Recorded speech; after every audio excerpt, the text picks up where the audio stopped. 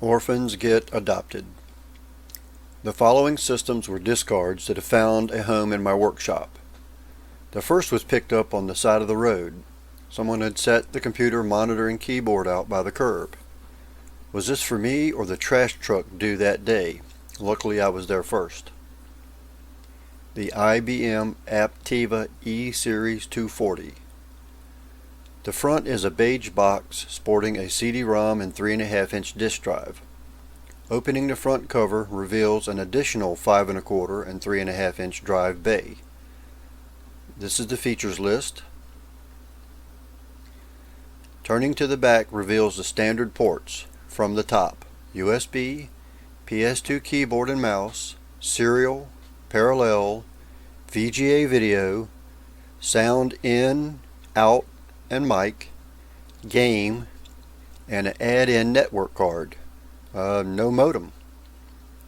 The manufacture date, December 1998. The ribbon cables have been pulled for better view.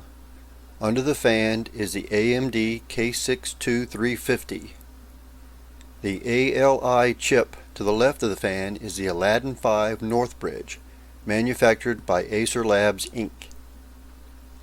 At the top right is the South Bridge. Seen here are 3 PCI slots, and to the far right in the shadow is a single ISA slot. Drive cage removal is tool-free. Press on the silver tab shown at top, and the drives rotate clockwise up and out. IBM chose a Maxtor 6.4 gig hard drive. Just enough for my teenager's MP3 collection. Here is a reversed view with the ISA slot now on the far left. Peeking out on the right is the onboard video, an ATI Rage Pro Turbo AGP chip. With 8 megs of RAM, the 4 chips to the right, this AGP2X 3D chip offered similar performance to the nvidia Riva 128 and 3DFX Voodoo cards. A 64 meg PC100 memory. There's 2, so 128 megs total. Now to the next machine. This one came to me from an acquaintance, as in, hey, you mess around with computers, right? If you want to fix this one, you can have it. The HP Pavilion 6355. The first thing I notice is its weight, very heavy for a short box. The front, CD-ROM and 3.5-inch disk drive. The specs and features. The back from the top, PS2 keyboard and mouse, USB, serial, parallel, another serial. The I/O plate shows its video, more on that in a minute. Missing sound and game ports, and VGA video. Okay, the original motherboard was damaged beyond repair, but I had an Asus P2B that fit the bill. So after swapping the motherboard, sorry, no pics for that, this story continues. The CPU follows the Pentium 2 form, so it's mounted on a card edge board that fits in a slot 1 socket. Released at 266 and 300 MHz, the first batch had no L2 cache at all and performed slower than the Pentium 233 they were to replace.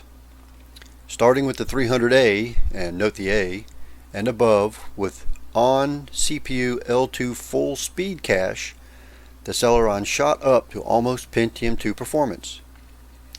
Here is a view of the Pentium 2 / Celeron slot.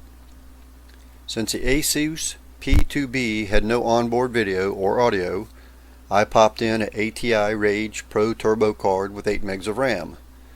Deja vu there. That explains the missing ports on the back of the system. Just happens the P2B has 2 serial ports, one at the original location and one where the VGA video was originally. The other ports fell into place, but no audio yet. The case is very well made with tool-free removal of the drive cage and only one screw holding the power supply. This makes access a breeze.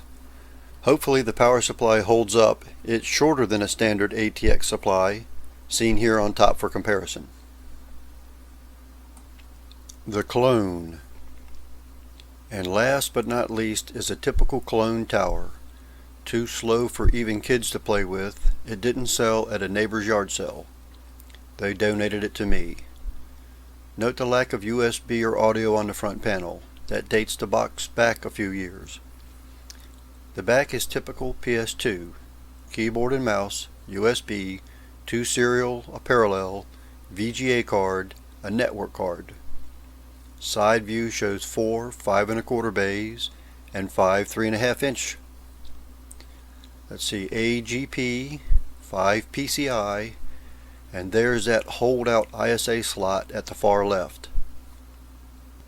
Seen here is a nvidia TNT 16 meg video card in the foreground and a socket 370 Celeron at 466 MHz in the back. Unwanted, these retired computers are caught in the middle, neither old enough to be vintage and collectible, nor new enough to run today's software. They wait until my grandkids want to see what software looked like way back in the past.